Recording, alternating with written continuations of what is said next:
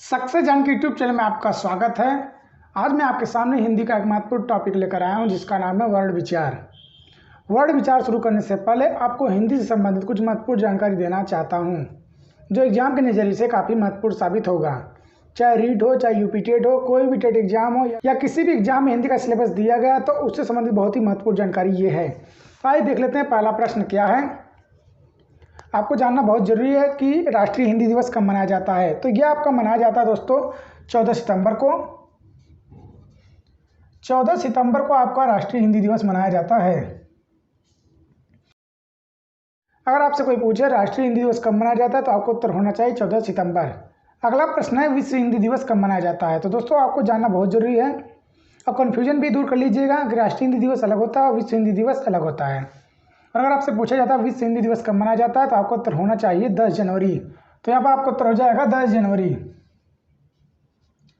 10 जनवरी को आपका विश्व हिंदी दिवस मनाया जाता है। तो आप याद रखिएगा, दोनों क्वेश्चन इंपॉर्टेंट है, कोई भी क्वेश्चन पूछा जा सकता है हिंदी से संबंधित। अगर हिंदी का एग्जाम आप दे रहे हैं तो आपसे किसी प्रश्न को भी पूछा जा सकता है। कन्फ्यूजन भी दूर कर लीजिएगा, विश्व हिंदी दिवस 10 जनवरी है और राष्ट्रीय हिंदी दिवस आपका 14 सितंबर है। अगला प्रश्न है हिंदी की जननी कौन है। तो दोस्तों कन्फ्यूजन दूर कर लीजिएगा, हिंदी की जननी संस्कृत नहीं है। बहुत से बच्चों को लगता है हिंदी की जननी जो है वह संस्कृत है, लेकिन दोस्तों आपका उत्तर गलत है। यहाँ पर हिंदी की जननी की बात की गई है तो आपका हो जाएगा अपभ्रंश। हिंदी की जननी है अपभ्रंश। एक बात और, यहाँ पर अपभ्रंश के दो प्रकार हैं और अगर आपसे पूछा कौन सा अपभ्रंश हिंदी की जननी है तो दोस्तों आपका उत्तर हो जाएगा सौरसेनी अपभ्रंश।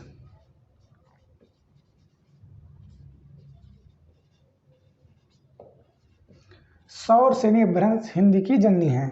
अगला प्रश्न देख लेते हैं। पूछा गया हिंदी की आदि जननी कौन है। तो दोस्तों यहाँ पर आपका हो जाएगा संस्कृत। हिंदी की आदि जननी अगर आपसे पूछा जाए तब आपका उत्तर होगा संस्कृत, न कि जब आपसे पूछा जाए हिंदी की जननी। याद रखिएगा, बहुत जरूरी है, इन दोनों में भी कन्फ्यूजन आपका बना रहता है। तो अगर जननी पूछा जाए तब आप दीजिएगा उत्तर अपभ्रंश और अगर आदि जननी की बात की जाए तब आपका उत्तर हो जाएगा संस्कृत। अगला प्रश्न है हिंदी भाषा की लिपि कौन सी है। मतलब हिंदी भाषा जो है वह किस लिपि में लिखी जाती है।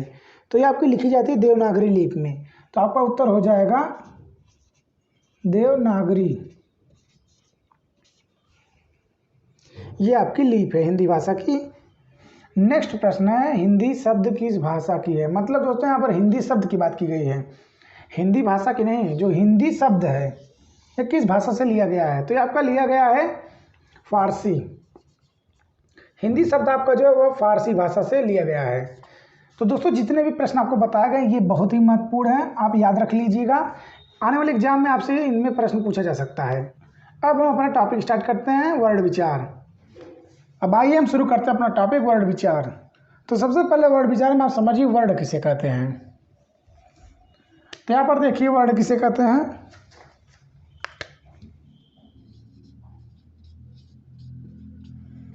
अगर आपसे पूछा जाए भाषा की सबसे छोटी इकाई किसे कहते हैं तो आपका उत्तर हो जाएगा वर्ड, जिसे हम ध्वनि नाम से भी जानते हैं।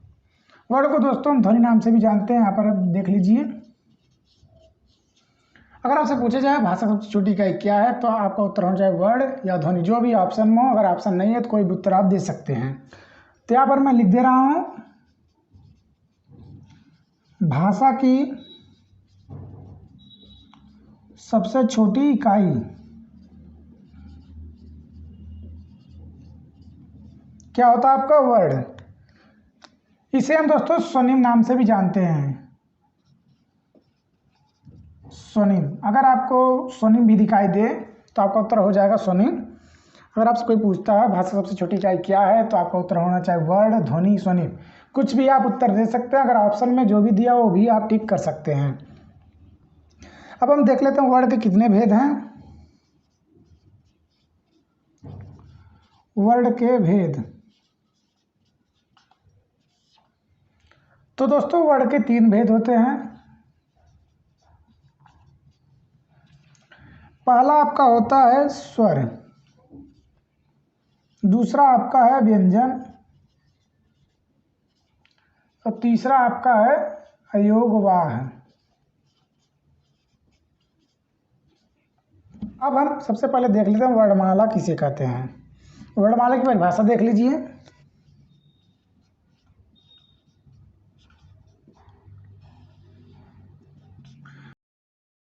दोस्तों जो ये आपका टॉपिक है वर्ड विचार, इससे कम से कम 2 या 3 प्रश्न जरूर आते हैं, तो इसे ध्यान से पढ़िएगा, बहुत ही इंपॉर्टेंट टॉपिक है आपका। तो वर्णमाला की परिभाषा क्या होती है? वर्डों के व्यवस्थित समूह को हम वर्णमाला कहते हैं। यहाँ पर मैं लिख दे रहा हूँ, वर्डों के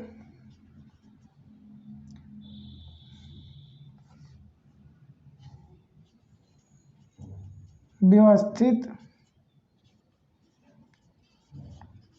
समूह को वर्णमाला कहते हैं।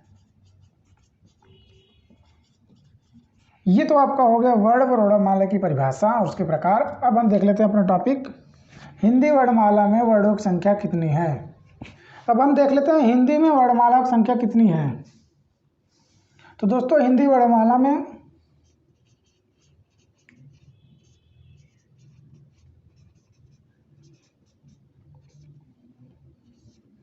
वर्डों की संख्या जो है वो आपकी है 52 वर्ड हैं। सभी को हम डिस्क्राइब करते रहे हैं, कितने स्वर हैं, कितने व्यंजन हैं, कितने अयोगवा हैं और कितने संयुक्त व्यंजन और उच्छिष्ट व्यंजन हैं। तो यहाँ पर देखिए आपके 11 स्वर हैं। अगर आपसे कोई पूछता है हिंदी वर्णमाला में स्वरों की संख्या कितनी है, तो आपका उत्तर होना चाहिए 11, ना कि 13। 13 स्वर नहीं है दोस्तों, अगर एग्जाम में पूछा जाता है तो आपका उत्तर होना चाहिए स्वरों की संख्या 11 है। और वहीं व्यंजन की बात कर लें तो आपके 33 व्यंजन हो जाएंगे, 2 हो जाएगा आपका अयोगवा,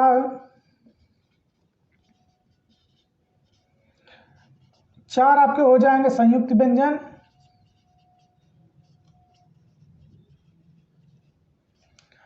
और आपका 2 हो जाएगा उच्छिष्ट व्यंजन।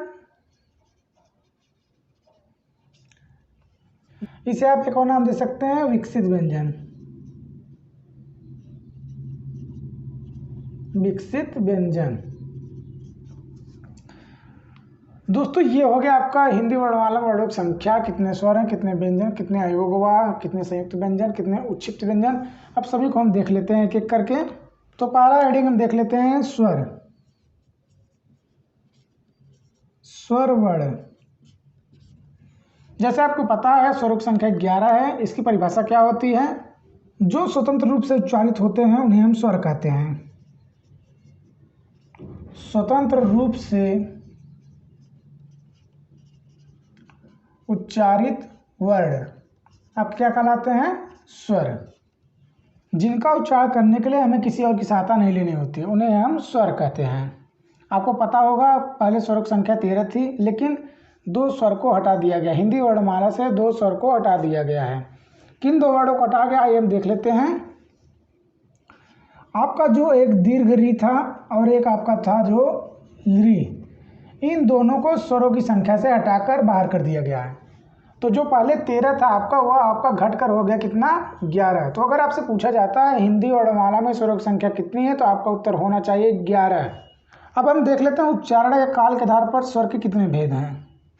तो यहाँ पर हम देख लेते हैं उच्चारण या काल के आधार पर स्वर के भेद।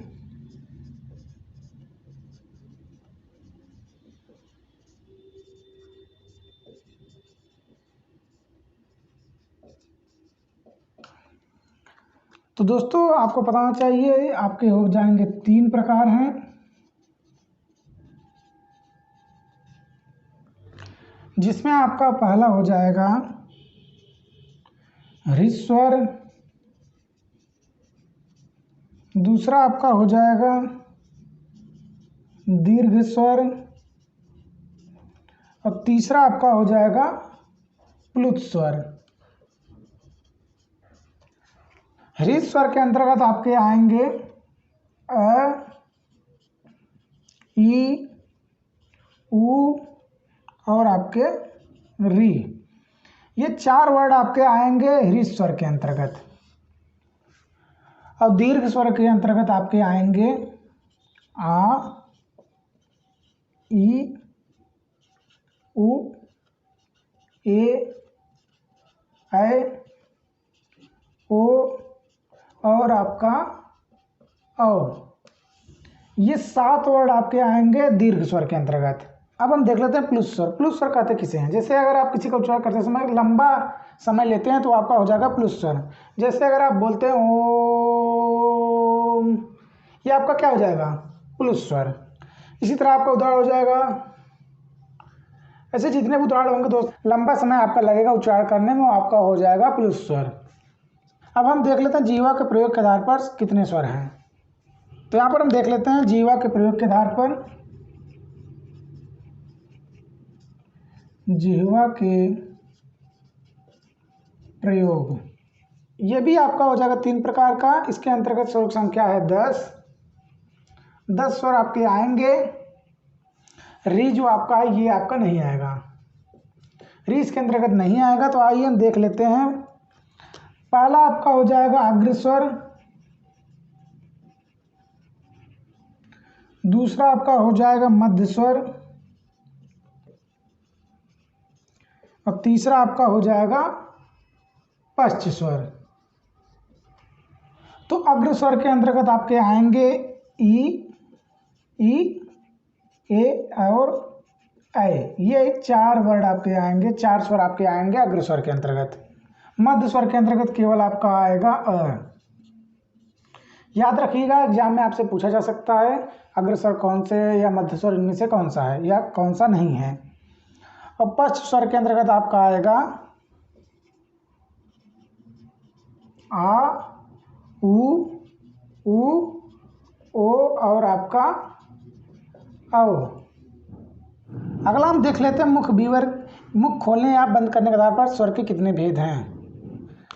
अगला आपका मुख विवर के आधार पर स्वर के कितने भेद हैं। विवर का मतलब दोस्तों मुख के खुलने या बंद होने के आधार पर स्वर के भेद। तो आपका हो जाएगा उत्तर, इसके 4 भेद हैं। 4 भेद हैं आपके मुख के खुलने या बंद होने के आधार पर। पहला आपका है विवृत, दूसरा आपका है अर्धविवृत,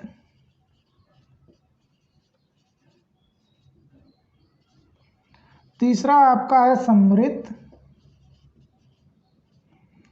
और चौथा आपका है अर्धसंवृत।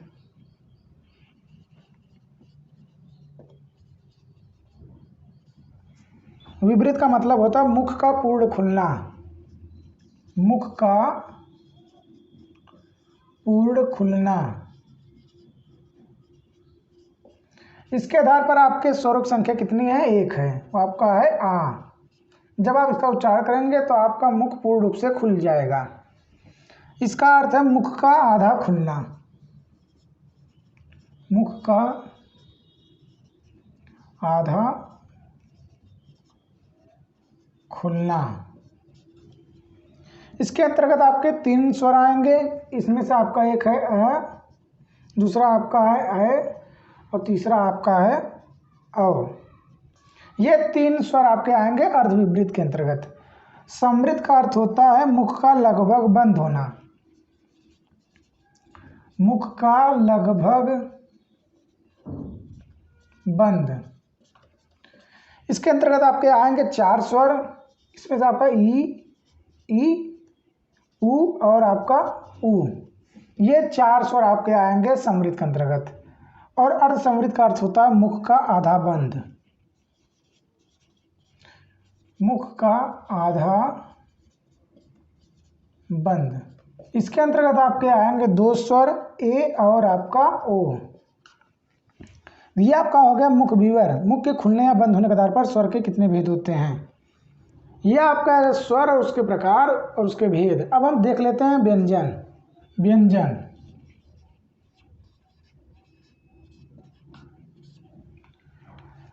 व्यंजन की परिभाषा क्या होती है? स्वरों के सहयोग से बोले जाने वर्ण वह आपके व्यंजन कहलाते हैं। जब हम किसी वर्ड को उच्चारण करते समय किसी की सहायता लेते हैं वही आपका होता है व्यंजन। यहाँ पर हम लिख दे रहे हैं स्वरों की सहायता से उच्चारित वर्ड आपके क्या कहलाते हैं? व्यंजन। इनकी संख्या कितनी है बताया गया आपको, इनकी संख्या है 33। 33 इनकी संख्या है। तो भेद कितने इनके, इनके भेद हैं आपके हैं 3। व्यंजन के 3 भेद हैं। पहला आपका स्पर्श व्यंजन, दूसरा आपका है अंतस्थ व्यंजन,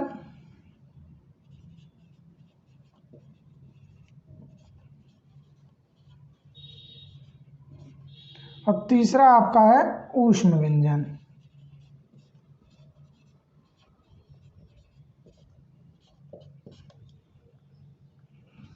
अब आइए हम देख लेते हैं एक एक कर सबकी व्याख्या।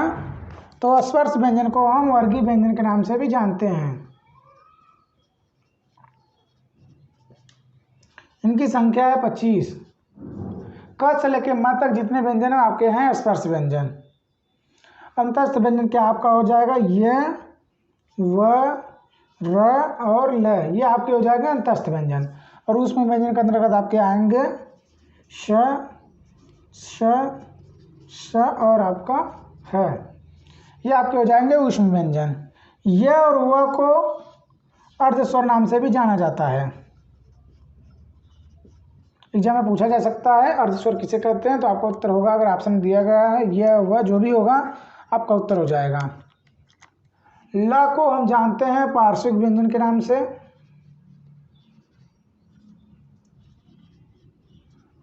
पार्श्विक व्यंजन। और वहीं र को हम लुंठित या प्रकंपित व्यंजन के नाम से जानते हैं। ये र आपका जो है ये आपका लुंठित या फिर प्रकंपित, जो भी ऑप्शन में हो आप उत्तर लगा सकते हैं, इस नाम से जाना जाता है। आपको पता है संयुक्ताक्षरों की संख्या कितनी है, तो 4 आपके संयुक्ताक्षर हैं।